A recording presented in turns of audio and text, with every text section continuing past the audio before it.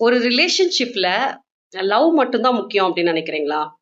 அதே நேரத்துல ஒரு ரிலேஷன்ஷிப் ரொம்ப ஹெல்தியா சர்வைவ் ஆகணும் அப்படின்னா, நான் சொல்லப் போற இது எல்லாமே உங்க ரிலேஷன்ஷிப்ல இருக்கா அப்படிங்கறத நீங்க கிராஸ் வெரிஃபை பண்ணிக்கலாம்.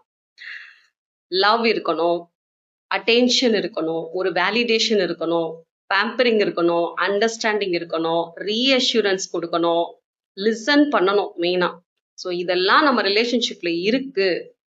அதோட ரேஷியோ முன்ன பின்ன இருந்தாலும் இது எல்லாமே இருக்கு அப்படின்னா உண்மையாவே கங்க்ராச்சுலேஷன்ஸ், உங்களோட ரிலேஷன்ஷிப் ரொம்ப ஒரு ஹெல்தியான ரிலேஷன்ஷிப் அப்படின்னு சொல்லலாம்.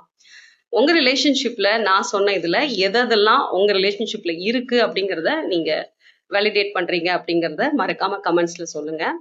ஒரு gift கூட குடுக்காம ஒரு ரிலேஷன்ஷிப்பை நம்ம எடுத்துட்டு போயிடலாம். ஆனா நான் இப்ப சொன்ன இந்த விஷயங்கள் இல்லாம, ஒரு கேர் இல்லாம, ஒரு கம்யூனிகேஷன் இல்லாம, ஒரு எமோஷனல் கனெக்ஷன் இல்லாம ஒரு ரிலேஷன்ஷிப்பை லாங் ரன்க்கு எடுத்துட்டு போறது அப்படிங்கிறது உண்மையாவே நடக்காத காரியம். ஏன்னா எல்லாருக்குமே வந்து ஒரு வேலிடேஷன் தேவைப்படும். நான் பேசுறத வந்து ஒருத்தர் கேட்கணும், லிசன் பண்ணணும், என்னை புரிஞ்சுக்கணும்.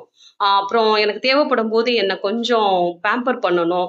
அது மட்டும் இல்லாம எனக்கு அட்டென்ஷன் கொடுக்கணும், லவ் கொடுக்கணும். ஸோ லவ் நம்ம வந்து ஒரு ரிலேஷன்ஷிப்ல லவ் இல்லைங்கிறத தான் நம்ம அதிகமா சொல்றோமே தவிர, இது எல்லாமே ஏதோ ஒரு இடத்துல வந்து எல்லா பக்கமும் ஆப்போசிட் சைட்ல இருந்து தேடிட்டே தான் இருப்பாங்க.